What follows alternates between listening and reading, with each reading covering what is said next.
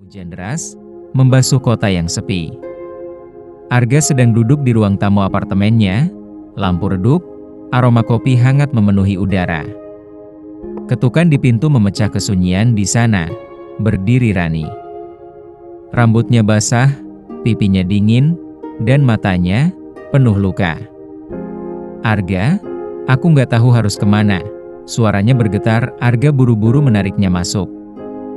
Jaket kulit Rani menempel basah di tubuhnya, kain tipis kaosnya melekat, membentuk siluet yang membuat Arga terpaksa mengalihkan pandangan. Kamu kedinginan, sini, Arga menyodorkan handuk. Tangannya secara tak sengaja menyentuh jemari Rani, hangat, meski tubuhnya menggigil. Mereka duduk di sofa, hujan di luar seperti tirai, menutup mereka dari dunia. Aku, habis dari rumah Dimas, Rani mulai bicara. Kami bertengkar, dia, suaranya terhenti. Arga menatapnya, mencoba membaca rahasia yang tertahan di bibirnya. Rani menghela napas, lalu menatap Arga balik, ada jeda. Tatapan itu berubah, bukan lagi tatapan sahabat, tapi tatapan yang memanggil sesuatu yang lebih dalam.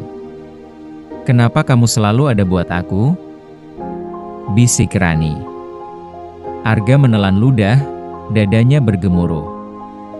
Karena, aku nggak pernah bisa melihat kamu hancur. Jarak mereka makin dekat. Aroma parfum Rani bercampur dengan bau hujan yang segar. Jari Rani menyentuh pipi Arga, ringan tapi menghantarkan gelombang panas ke seluruh tubuhnya. Mereka tak lagi bicara. Hanya napas yang semakin cepat, jarak yang semakin menghilang, dan dunia yang menyempit menjadi sofa itu saja. Hujan terus turun, menutupi suara hati yang berdetak kencang. Sofa kecil itu kini terasa terlalu sempit untuk menampung jarak di antara mereka. Rani masih memegang pipi Arga, ibu jarinya mengusap perlahan, seolah mencoba menghapus semua rasa ragu yang tersisa. Selama bertahun-tahun ia hanya bisa mencintai Rani dalam diam, melihatnya bersama Dimas sambil menahan rasa. Tapi malam ini, semua batas itu kabur. Arga mengangkat tangan, menepis helai rambut basah yang menempel di wajah Rani. Sentuhan itu membuat Rani memejamkan mata, bibirnya sedikit terbuka. Napas mereka bertemu, hangat, membuat udara di antara mereka berat dan padat. Rani bergeser mendekat, lututnya menyentuh kaki Arga, jarinya perlahan menyusuri garis rahang lelaki itu. Kamu selalu bikin aku merasa aman, bisiknya. Arga tidak menjawab.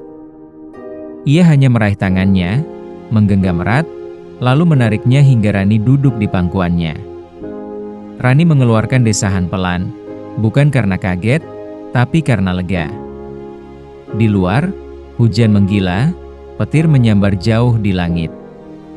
Di dalam, hanya ada cahaya temaram, suara napas yang saling berkejaran, dan tatapan yang tak lagi bisa berpaling.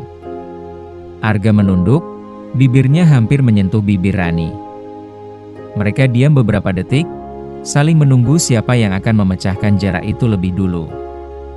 Dan ketika akhirnya bibir mereka bertemu, waktu seakan berhenti. Sentuhan itu bukan sekadar ciuman, itu adalah pengakuan, penyerahan, dan juga pengkhianatan. Pagi itu, matahari menembus tirai tipis apartemen Arga, mengusir sisa malam yang masih melekat. Rani terbangun lebih dulu, ia duduk di tepi sofa, rambutnya berantakan, matanya kosong menatap lantai. Arga, yang masih setengah sadar, memanggil pelan, "Kamu nggak apa-apa?" Rani menoleh, senyum tipisnya berusaha menutupi badai di dalam hati. "Aku nggak tahu harus bilang apa." Suasana hening. Hanya suara detak jam dinding yang terdengar. Mereka berdua tahu, semalam adalah garis yang tak seharusnya dilewati. Tapi mereka juga tahu, sesuatu sudah berubah. Rani berdiri, meraih jaketnya. "Arga, apa yang kita lakukan, jangan sampai Dimas tahu." Arga menatapnya lama, "Kalau dia nyakitin kamu lagi, aku nggak akan diam." Rani hanya mengangguk, lalu pergi meninggalkan apartemen itu. Arga menatap pintu yang baru saja tertutup, perasaan campur aduk menguasainya. Puas, bersalah, takut, tapi juga rindu. 2 hari kemudian, Arga sedang di kafe sendirian saat ponselnya bergetar. Sebuah pesan masuk dari Dimas. "Bro, kita perlu ngobrol. Gue tahu apa yang lo sembunyiin." Arga merasakan darahnya turun ke kaki. Jantungnya berdetak begitu keras hingga nyaris terdengar. Tak lama kemudian, sebuah foto terkirim. Foto itu diambil dari jarak jauh, menampilkan dirinya dan Rani, malam hujan itu, berdiri terlalu dekat di depan pintu apartemen.